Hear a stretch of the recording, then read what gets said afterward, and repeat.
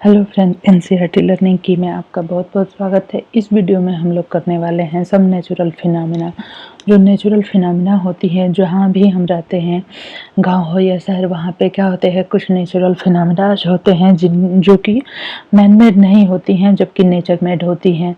जैसे कि लाइटनिंग हो गई, जैसे बिजली चमकती है और कड़कती है। जब बिजली चमकती है तो लाइटनिंग जो होती है, तेज लाइट दिखती है, चाहे दिन हो या रात, किसी भी समय जब बिजली कड़कती है तो हमें तेज लाइटनिंग दिखाई देती है और उसके बाद जो है बहुत एक तेज जो है कि आवाज़ सुनाई देती है। इससे पहले कि हम लोग आगे बढ़ें तो आपको बता दें कि विंड, स्टॉर्म एंड साइक्लोन जो है, ये चैप्टर हम लोगों ने क्लास 7 में पढ़ लिया है। और उसके बाद जो है, और वो यहाँ पे ये भी देखा था कि साइक्लोन जो है किस तरह से डैमेज करते हैं ह्यूमन प्रॉपर्टी को, और जो है कि हमारे नेचुरल जो प्रॉपर्टी है उसको भी डैमेज करते हैं।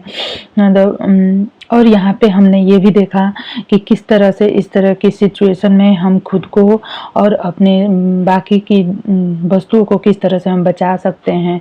इस चैप्टर में हम लोग डिस्कस करेंगे कुछ और जो डिस्ट्रक्टिव नेचुरल फिनोमेना है उसके बारे में, और ये है these are the lightning and the earthquake. ठीक है, तो क्लास 7 में हमने ये चीज़ें पढ़ ली थी। साइक्लोन, विंड एंड स्टॉर्म, ये किस तरह से हमें क्षति पहुंचाते हैं और इनसे हम कैसे बच सकते हैं। और यहाँ पे हम देखेंगे कि लाइटनिंग और अर्थक्वेक जो है वो किस तरह से ह्यूमन बीइंग को नुकसान पहुंचाते हैं और हम इनसे कैसे बच सकते हैं। You might have seen spark on electric pole. जैसे कि इलेक्ट्रिक बहुत तेज जब हवा चलती है तो इलेक्ट्रिक पोल पे स्पार्क होते हुए हम देख सकते हैं, जो कि एक कॉमन फिनोमेना है। जब हवा चलती है तेज तेज तो क्या होता है, वायर्स जो है बहुत तेजी से हिलते हैं और उसके बाद जो है उनमें स्पार्क हो जाता है। पहले के टाइम पे, बहुत पहले के टाइम पे लोग समझते थे कि यह जो है भगवान के के द्वारा दिया गया मीन्स की ह्यूमन बीइंग के बुरे कर्मों का फल है। इन एंशिएंट टाइम ऐसा लोग सोचते थे, लेकिन आज के टाइम पे हम इसे साइंटिफिक वे में देखते हैं और इसे देख के हम डरते नहीं हैं कि लाइटनिंग जो होती है वो क्यों होती है। यहाँ पे हम साइंटिफिक वे में समझ जाते हैं कि ये जो लाइटनिंग होती है यह एक साइंटिफिक फिनोमेना है, और यह जो है क्यों होती है, क्योंकि बहुत सारा चार्ज जो है एक्यूमुलेट हो जाता है। Spark that Greek knew about, means कि ये जो स्पार्क होते हैं, ये जो लाइटनिंग होती है, तो एंशिएंट ग्रीक जो है वो जैसे कि 600 बीसी वे जो है इसके बारे में जानते थे। That when the amber, amber क्या है वो इसके बारे में किस तरह से जानते थे कि जैसे गोंद होता है, गोंद ना नेचुरल गोंद जैसे रेजिन होता है, उसमें एक अंबर भी एक नेचुरल गोंद है। और जब इसको हम एनिमल्स के सीप या गोट के फर से जो हेयर्स होते हैं उससे रगड़ते हैं तो यह जो है ऑब्जेक्ट जो है, light object such as hair, यह जो है अट्रैक्ट करता है।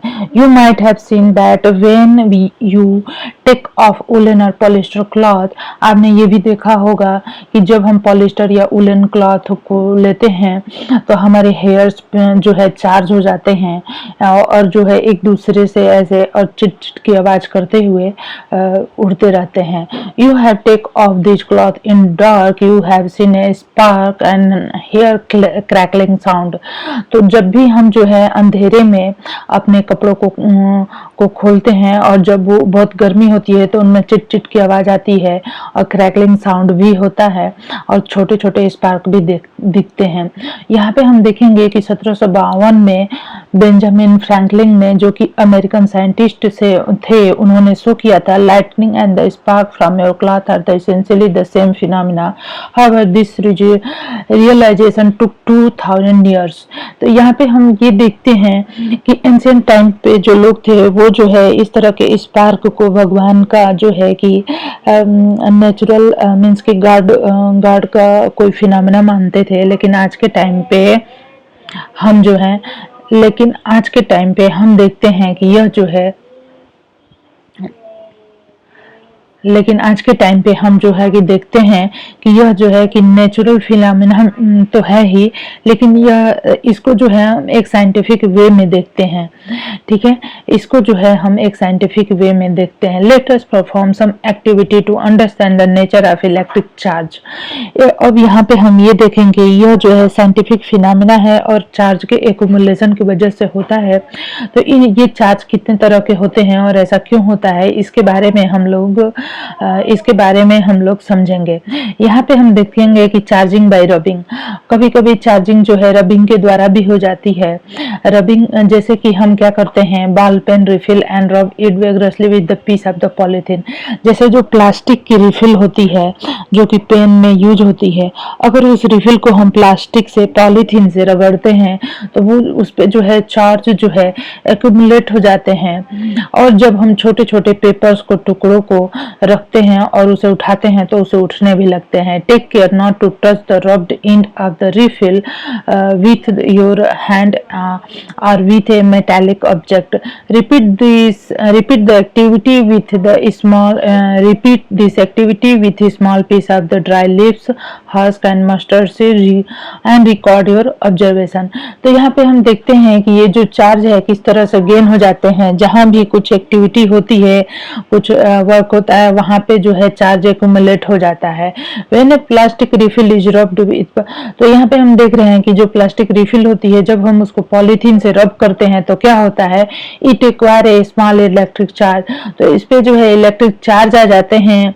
और जब इसी तरह से हम जो है प्लास्टिक कम, जिसे हम अपने हेयर्स की कम्बिंग करते हैं, इनको जब हम ड्राई हेयर से रब करते हैं तो ये एक्वायर कर लेते हैं small charge.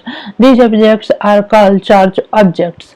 In the process of charging the refill and the plastic comb, polythene and hair also get charge. और इस प्रोसेस में क्या होता है, रिफिल और कम तो चार्ज होते हैं, उसके साथ ही साथ जो है पॉलीथीन और हेयर भी हमारे चार्ज हो जाते हैं।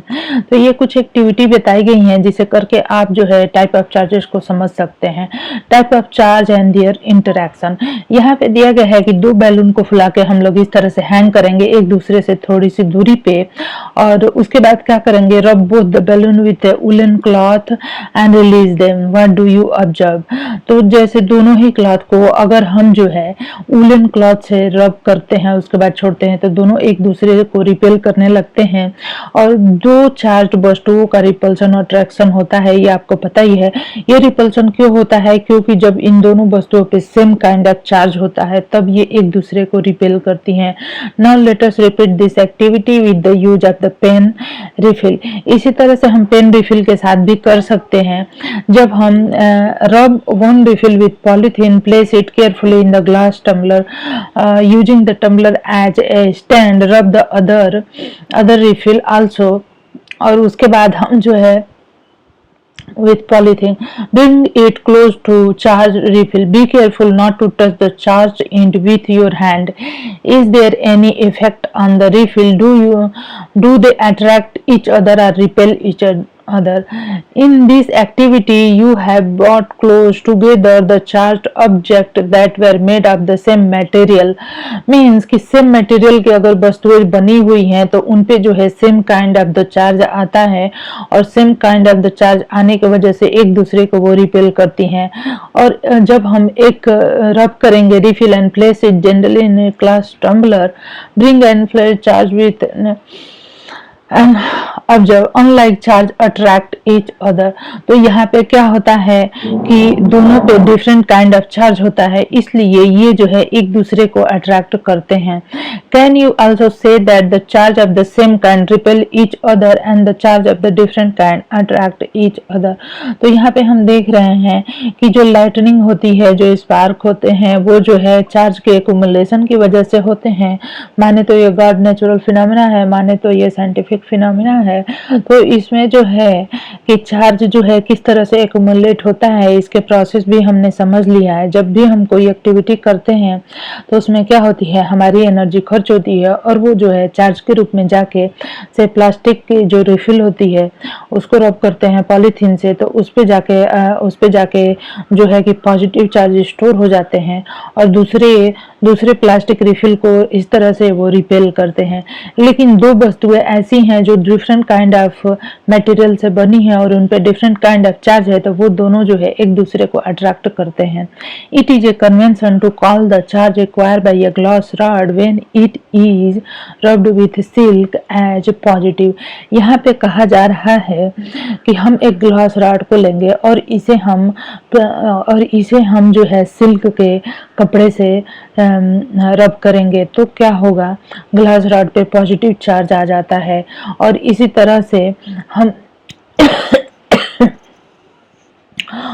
तरह से अगर हम जो है प्लास्टिक की रिफिल को पॉलीथीन से रब करेंगे तो उस पर निगेटिव चार्ज आ जाएगा और ये दोनों एक दूसरे को अट्रैक्ट करेगा। यहाँ पे हम एक्टिविटी से समझेंगे इलेक्ट्रोस्कोप क्या है और अर्थिंग क्या होती है। ठीक है, यहाँ पे आप इस फिगर में देख सकते हैं कि एक ग्लास जार लिया है हमने। यह जो है एक पेपर क्लिप है और यह जो है एल्युमिनियम फॉयल है। दो एल्युमिनियम फॉयल हम ले लेंगे, मीन्स कि एल्युमिनियम फॉयल को 4 सेंटीमीटर की लेंथ में कट कर लेंगे और इसको और पेपर क्लिप को ओपन करके कुछ इस तरह से इसमें हम पहना देंगे और जो है एक कार्डबोर्ड लेंगे और यहाँ पे इस तरह से हम जो है पेपर क्लिप को ऐसे लगा देंगे।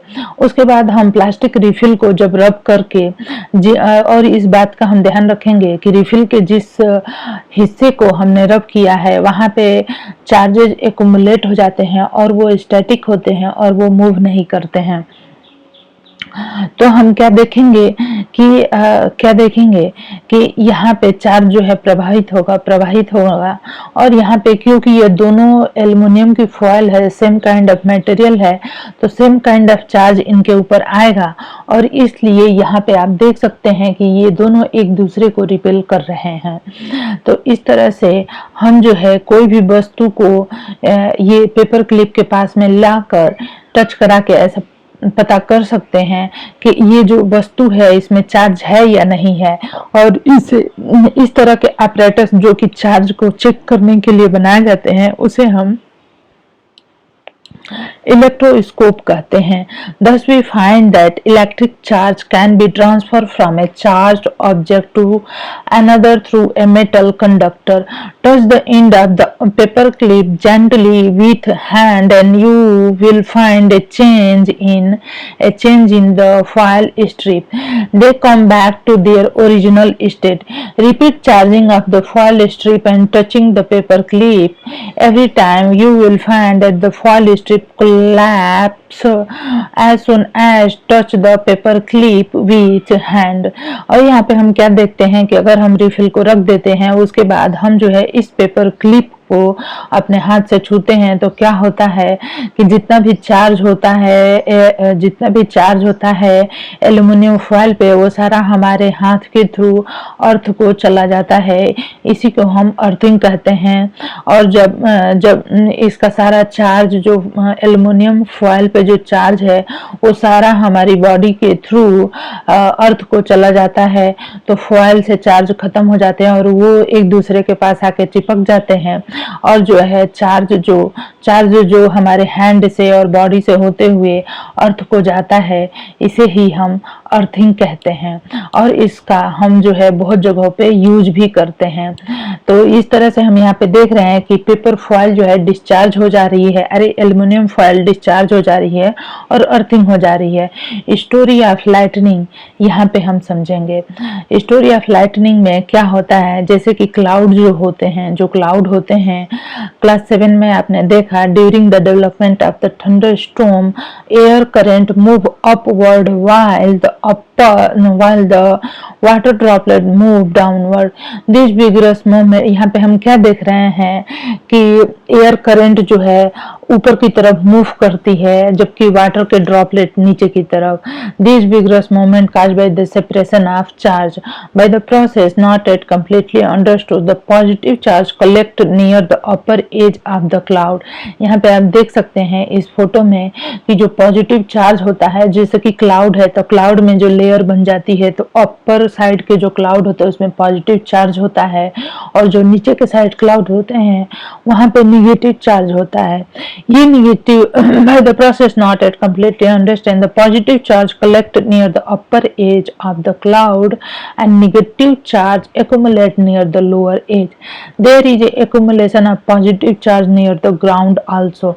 When the magnitude of the accumulated charge become very large, जब इन चार्ज का accumulation बहुत ज़्यादा हो जाता है, the air which is normally a poor conductor of electricity, आपको पता है कि एयर जो है इलेक्ट्रिसिटी की पुअर कंडक्टर है, लेकिन जब बहुत ज़्यादा चार्ज जो है the accumulation of positive charge near the ground also, यहाँ पे क्या कर रहा है कि there is accumulation of positive charge near the ground. जो ग्राउंड है नीचे, यहाँ पे आप देख सकते हैं ये हमारी ग्राउंड है और ये जो प्लांट सेंट्री है यहाँ पे पॉजिटिव चार्ज एक्युमुलेट हो जा रहा है। तो फिर क्या होगा, आपको पता है कि एयर जो है वो क्या है, normally a poor conductor of electricity. Electricity की एक पुअर कंडक्टर है, is no longer be able to resist their flow, और यह जो है अपने इलेक्ट्रिसिटी के करंट को जो है कि रोक नहीं पाती जब बहुत ज्यादा चार्जेस का एक्युमुलेशन हो जाता है। Negative and positive charge meet, यहाँ पे ऐसा होता है कि पॉजिटिव और नेगेटिव चार्ज मीट हो जाते हैं, मिल जाते हैं, producing streak of bright light and sound. तो इस वजह से क्या होता है कि जब करंट का फ्लो होता है तो बहुत तेज लाइटनिंग होती है और बहुत ही ज्यादा साउंड हमें सुनाई देता है। We see streak as lightning, the process is called as electric discharge. तो आप यहाँ पे देख सकते हैं कि वातावरण में, एनवायरनमेंट में बहुत सारे प्रोसेस होते हैं। यहाँ पे पॉजिटिव चार्ज आपको दिख रहा है कि क्लाउड के अपर साइड में पॉजिटिव चार्ज एक्युमुलेट हो गया है और क्लाउड के निचले साइड में नेगेटिव चार्ज एक्युमुलेट हो गया है। यहाँ पे हमारी अर्थ है, प्लांट्स है, यहाँ पे भी पॉजिटिव चार्ज एक्युमुलेट हो गया है।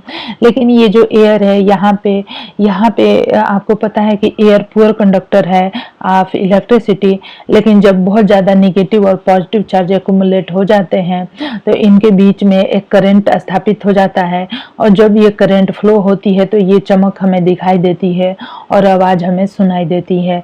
तो एक्युमुलेशन ऑफ चार्ज जो है लीडिंग टू लाइटनिंग। तो आपसे ये क्वेश्चन जो है 1 नंबर में पूछ सकता है कि लाइटनिंग क्यों होती है, due to the accumulation of charge, due to the accumulation of charge, ये क्या काज करता है लाइटनिंग को। The process of electric discharge can occur between 2 or the more clouds, और यही जो इलेक्ट्रिक डिस्चार्ज हो रहा है, इलेक्ट्रिसिटी का जो फ्लो हो रहा है, यह 2 क्लाउड्स के बीच में भी होता है। तो ये हमें आसमान में होता हुआ दिखाई देता है, और between clouds and the earth, या फिर अंडर द मीन्स कि क्लाउड में जब ये आसमान में पॉजिटिव और नेगेटिव चार्ज क्लाउड के बीच होता है तो ये हमें आसमान में दिखाई देता है। लेकिन जब यही धरती पे भी हो सकता है जब अर्थ और क्लाउड के बीच में हो। Today we need not get frightened by lightning like the ancient people did. Now we understand the basic phenomena. Scientist are trying hard to improve our understanding, however lightning strike could destroy life and property. It is therefore necessary to take measure to protect ourselves.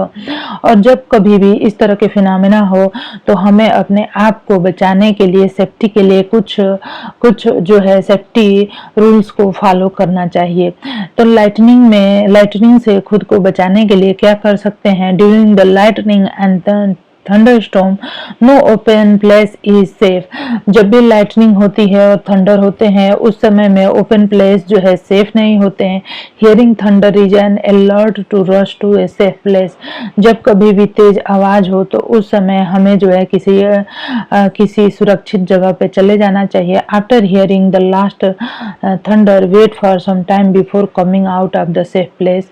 और जब पूरी तरह से आवाज का सुनाई देना बंद हो जाए तभी हमें वहां से निकलना चाहिए। Finding a safe place, a house और building is the safe place. जब लाइटनिंग या थंडर हो रहा हो तो हमारे लिए सेफ प्लेस क्या होगा? तो ए बिल्डिंग या हाउस जो है वो हमारे लिए सबसे ज्यादा सेफ प्लेस होगा। If you are travelling by car और द बस, अगर आप कार या बस से ट्रेवल करते हैं, you are safe inside the window and doors of the vehicle shut. जिस भी कार या व्हीकल में आप हैं तो आपको अपने विंडो वगैरह सारे के सारे क्लोज कर लेने चाहिए।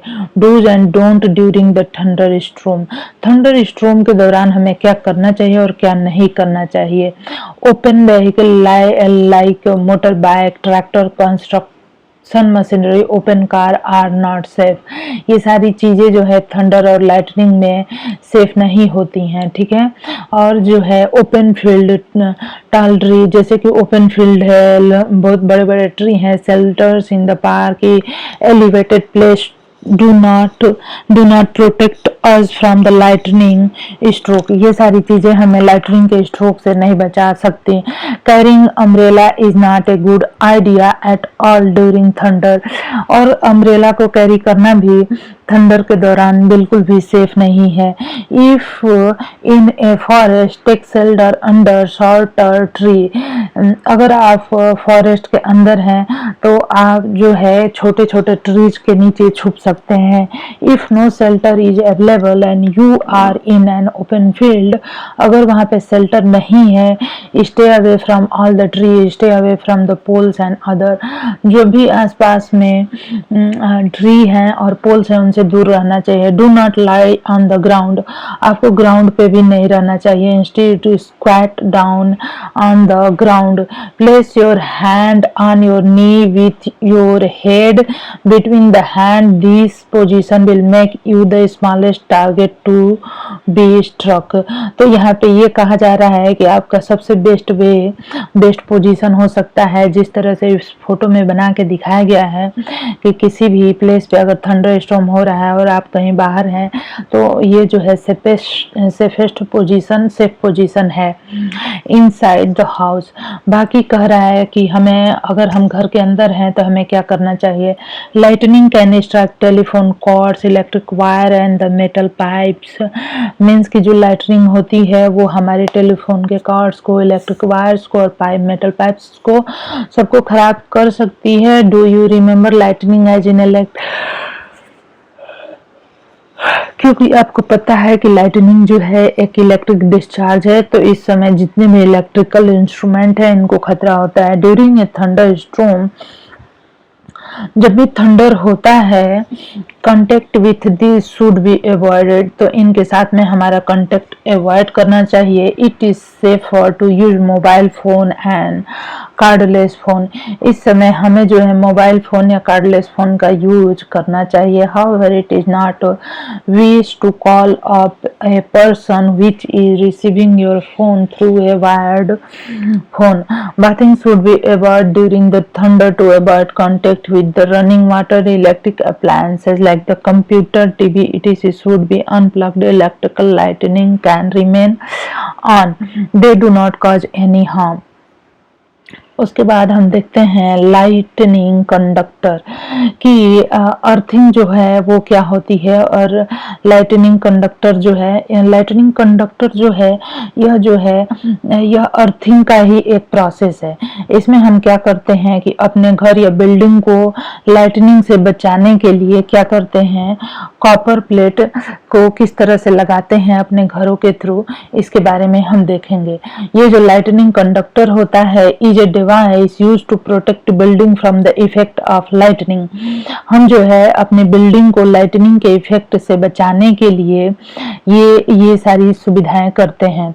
ए मेटेलिक रॉड होता है टॉलर देन द बिल्डिंग, हमारी बिल्डिंग से ज्यादा लंबा एक लाइटनिंग रॉड होता है, is installed in the wall of the building during its construction के समय पे ही एक लंबे रॉड को लगा दिया जाता है। One and of the rod is kept out in the air and the other is buried in deep in the ground. The rod provide easy route for the transfer of electric charge to the ground. और यहाँ पे जो है road जो है provide करते हैं easy route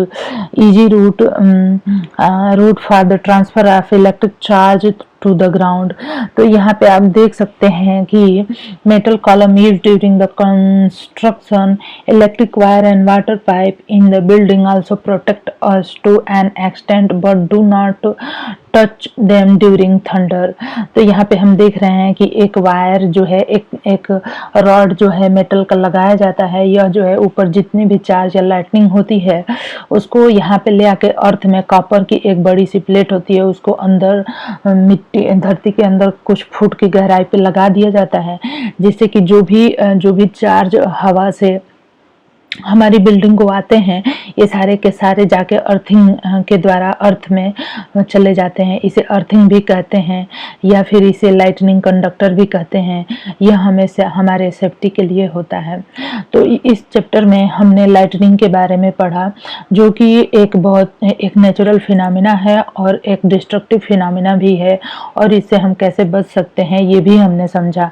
next जो फिनोमिना है वो है अर्थक्वेक। अर्थक्वेक के बारे में भी हमें इस चैप्टर में करना है। You just learned about thunderstorm and the lightning in case, means कि लाइटनिंग और थंडरस्टॉर्म के बारे में क्लास 7 में भी पढ़ा था, साइक्लोन के बारे में भी पढ़ा था, और ये जो है ह्यूमन प्रॉपर्टी को किस तरह से, ह्यूमन लाइफ और प्रॉपर्टी को किस तरह से जो है कि नुकसान पहुंचाते हैं। If a thunderstorm occur there is always a possibility of lightning and cyclone.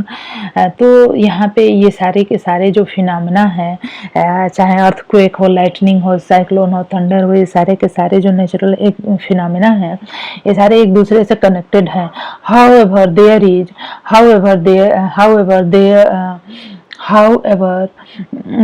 is one natural phenomena which we are not yet able to predict।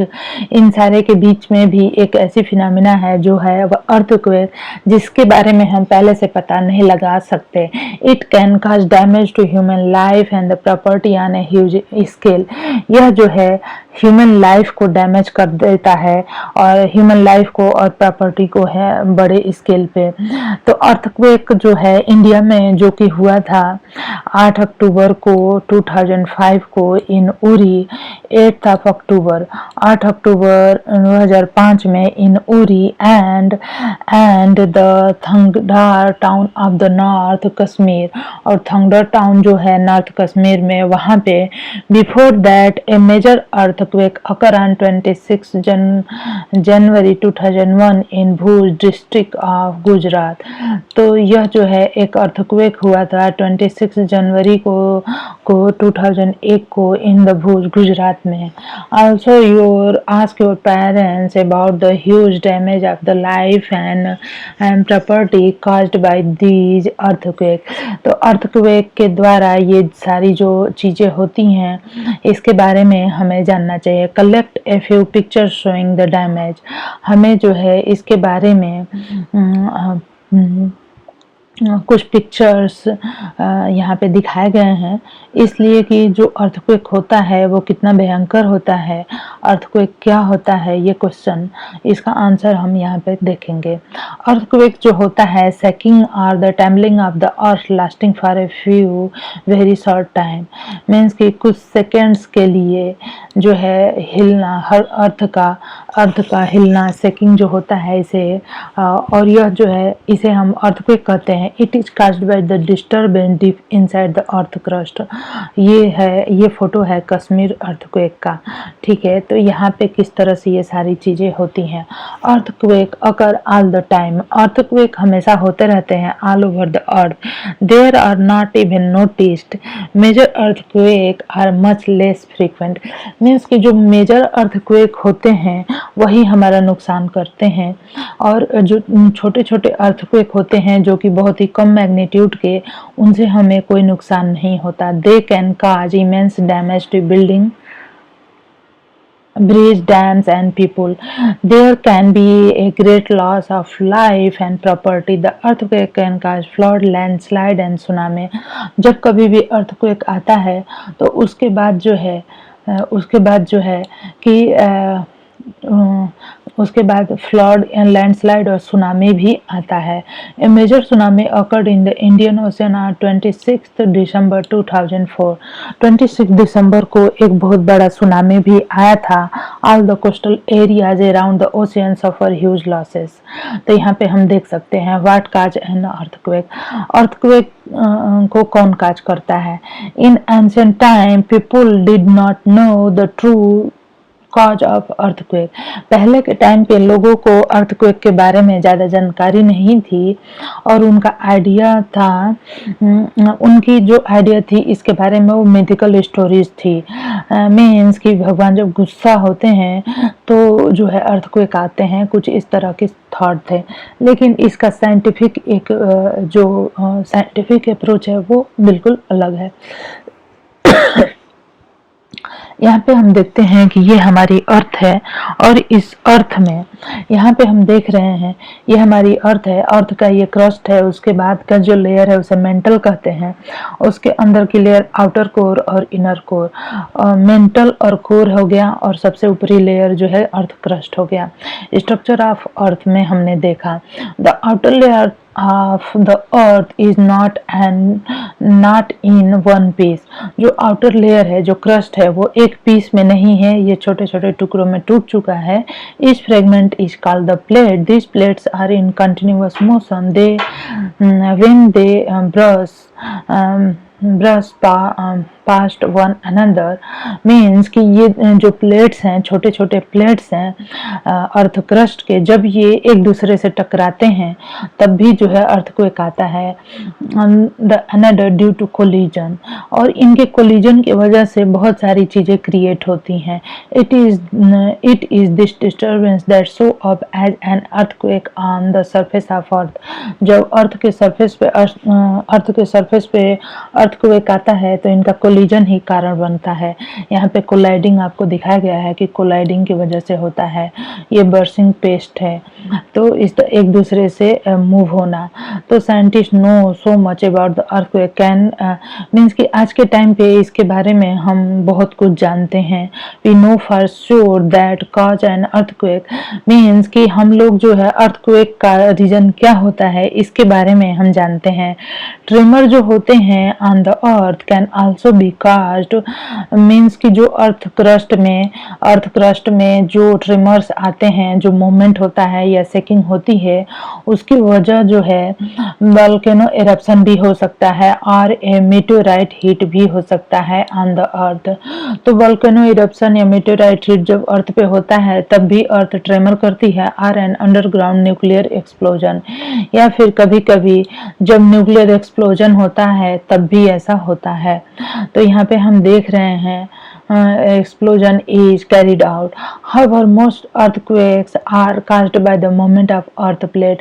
अर्थ की जो प्लेट है उसमें मूवमेंट की वजह से ही ज्यादातर अर्थक्वेक आते हैं।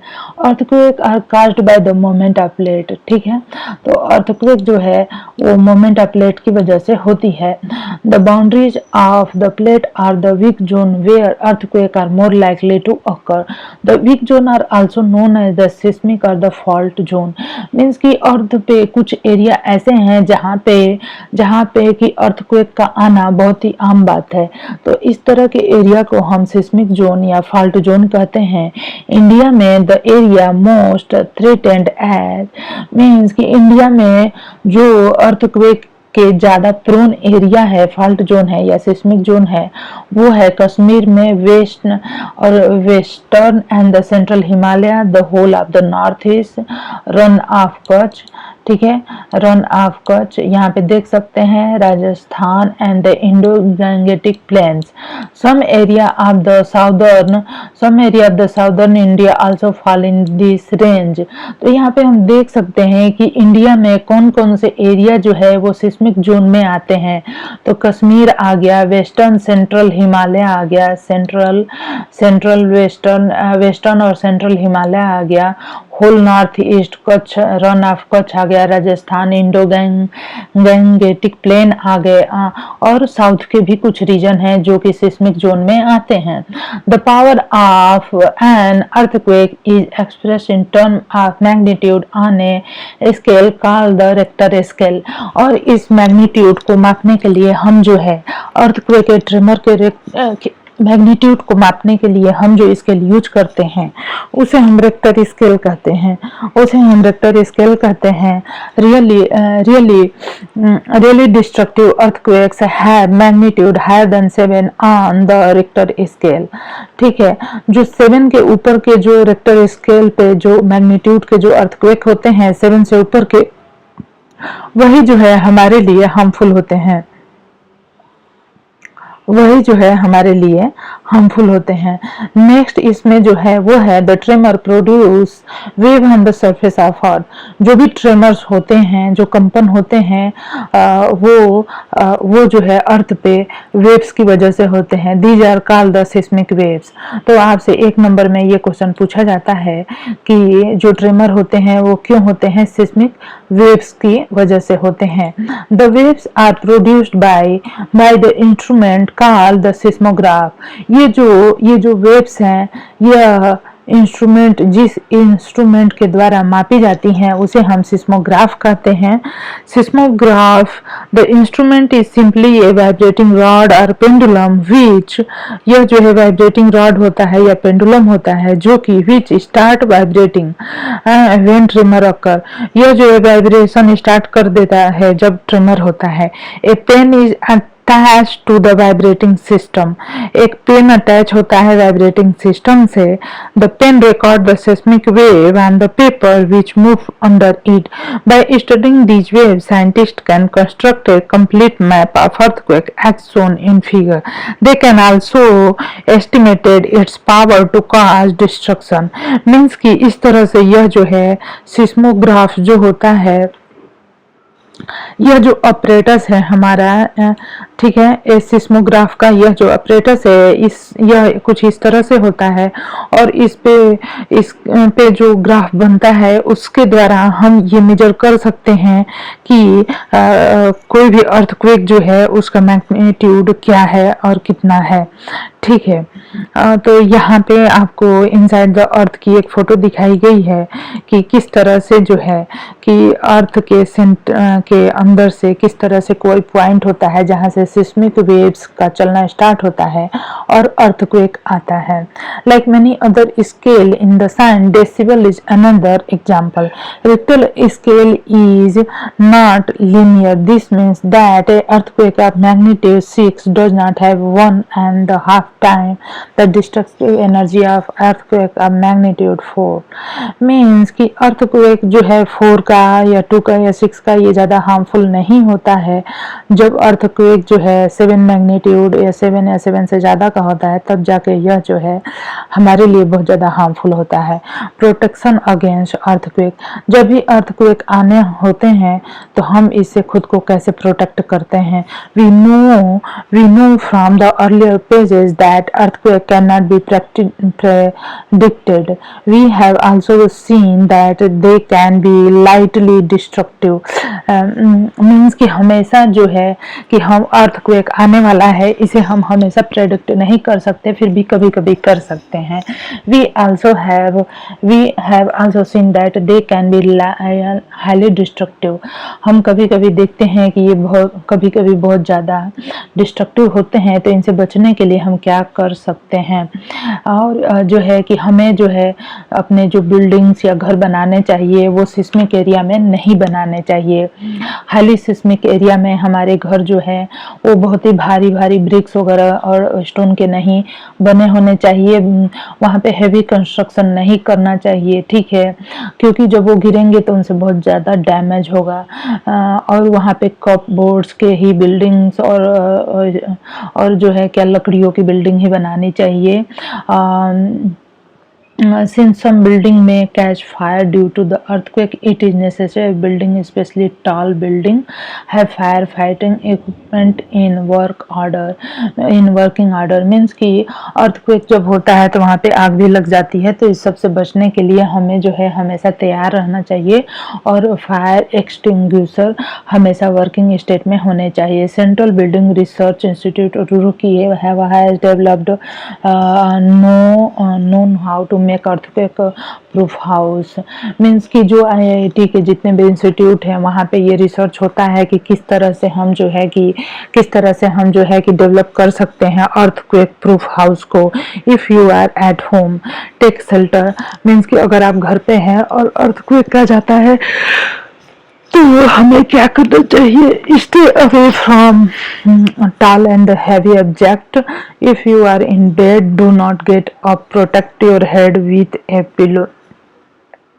इफ़ यू आर आउटडोर, अगर आप घर से बाहर हैं, clear find a clear spot away from the building, tree and overhead power lines drop to the ground. If you are in a car और the bus, do not come out. Means कि earthquake के time पे हम क्या क्या safety major ले सकते हैं इसके बारे में दिया गया है, तो आप समझ सकते हैं इसको पढ़ के, या फिर मैंने बता ही दिया। तो फ्रेंड्स, आपको ये वीडियो मेरा पसंद आया तो मेरे चैनल को ज़रूर से सब्सक्राइब कर लीजिए, और जो है चैनल को सब्सक्राइब कर लिए, बेल आइकन को प्रेस करना बिल्कुल नहीं भूलिए, और लाइक करिए और शेयर करिए अपने फ्रेंड्स में। इसके क्वेश्चन आंसर भी मैं नेक्स्ट वीडियो में कराऊंगी। धन्यवाद।